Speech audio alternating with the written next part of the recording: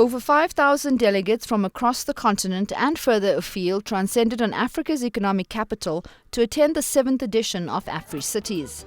The theme being Shaping the Future of Africa with the People, the contribution of African local authorities to Agenda 2063 of the African Union.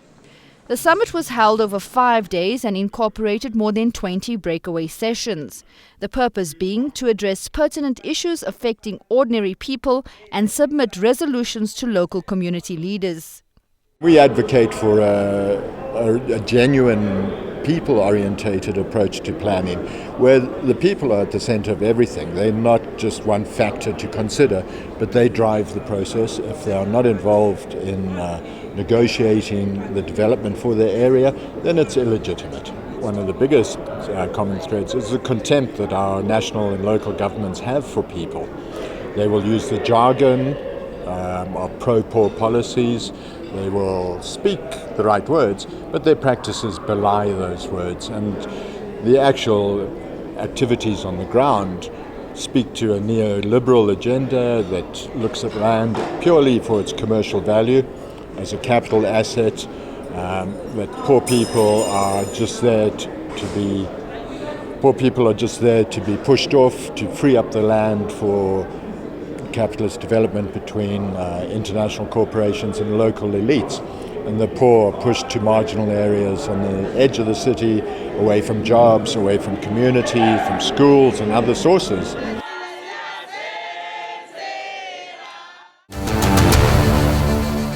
Among the 20 or more breakaway sessions underway, there is one in particular that focuses on public sector delivery. Here, issues were raised specifically around the accessibility of water and energy, as well as the development of public transport. We promote the non-revenue water program. And I said during the presentation, non-revenue water is the water that is produced, sent into the network, but could not reach the tap. Why could that water not reach the tap? Because of leakage, because of fraud and because also of people that do not pay their bill of water.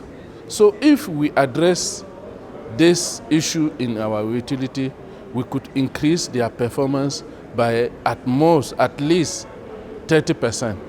Today, the figure of the map of public transport in Africa is dominated by informal sector. When the sustainable transport does not exist, the informal sector takes the place. So we target more than 62% of the passenger modal share in terms of 2025. UATP does not have a plan to develop the public transport for the cities, but the role of UATP is to advocate to get more political will, political commitment to definitely put on place the institutional and governance framework, a strong institutional and government framework to allow the cities to develop, to design integrated public transport that can provide a sustainable public transport in Africa. The issue of migrancy is a sensitive one globally. In Africa, thousands lost their lives migrating to neighboring countries. The Africities Summit witnessed the launch of a Pan-African network on migrancy to deal with issues related to it. When we looking at the broader continent, the African continent, you see the challenges that we have the past 2 years. The thousands of migrants, the last figure we saw is 3,500 people who perished in the Mediterranean. Many Africans cannot cross borders to visit their own land. In some countries, and I'm going to take the example of South Africa, we've been seeing the past few years, in 2008 and in 2015, people were burnt alive just for them coming from another country. So when you're looking at those challenges, we definitely see that there is a need for us to be connected as Africans and asking ourselves what are the challenges that we face in this continent. Why people cannot easily migrate in their own land, which is the African continent. So I think it's very important for us to launch the Pan-African network to deal with migrations and to make sure that local authorities have been involved, because they are role players.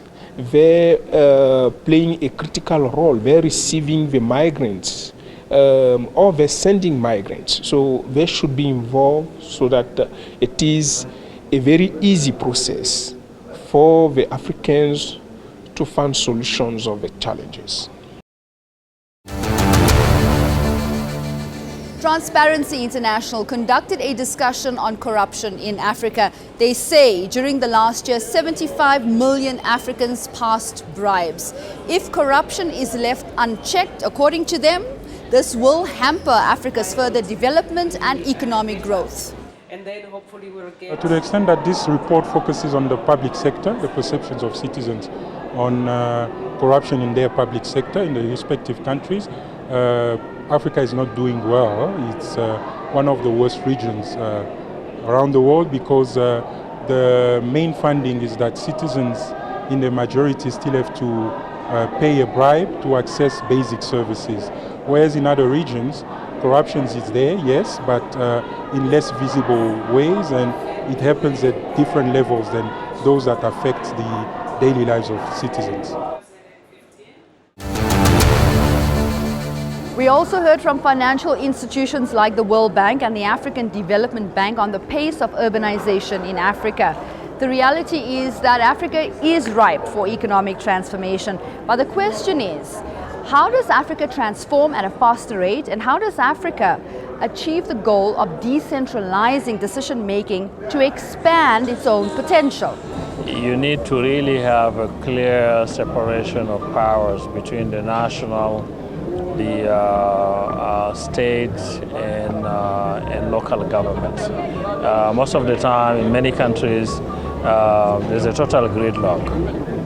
So that represents a significant challenge that need to be addressed through decentralization and devolution of responsibilities to local governments.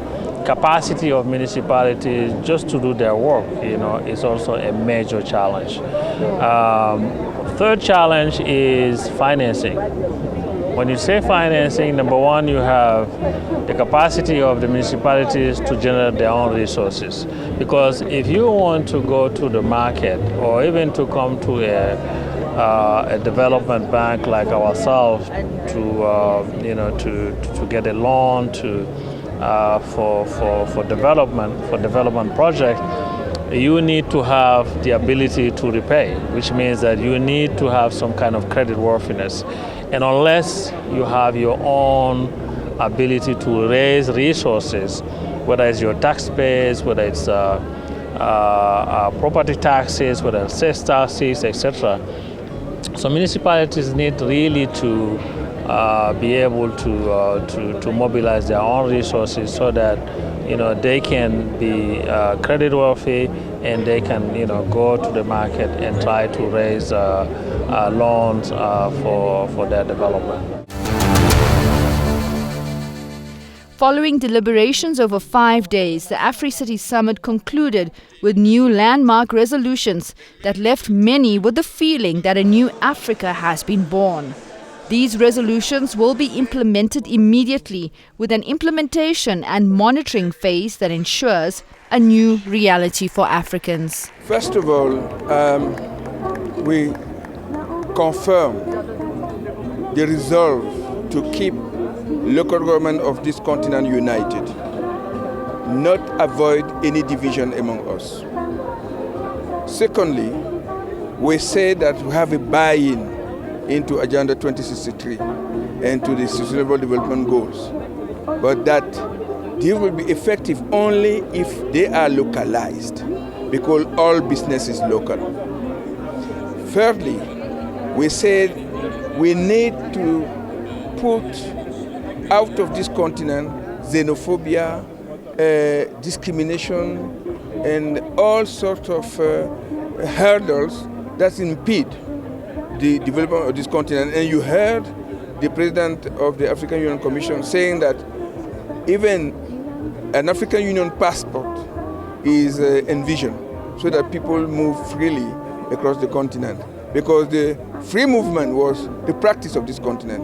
And only the conference in Berlin in 1885 changed the way Africans are going across the borders. We didn't have borders even. Fourth, insistence on the role of women and youth in any development endeavor on this continent, and not only in talk shows, but in effective implementation. And fifth, having a strong resolve to build transparency and integrity in local government. This is key to build trust between people. There is an implementation, a monitoring and implementation. We invited 18 stakeholders. Each of the stakeholders are designated one person who will follow up the implementation and report back at the next Africities in Brazzaville. Nashina Mohammed for Joburg Today.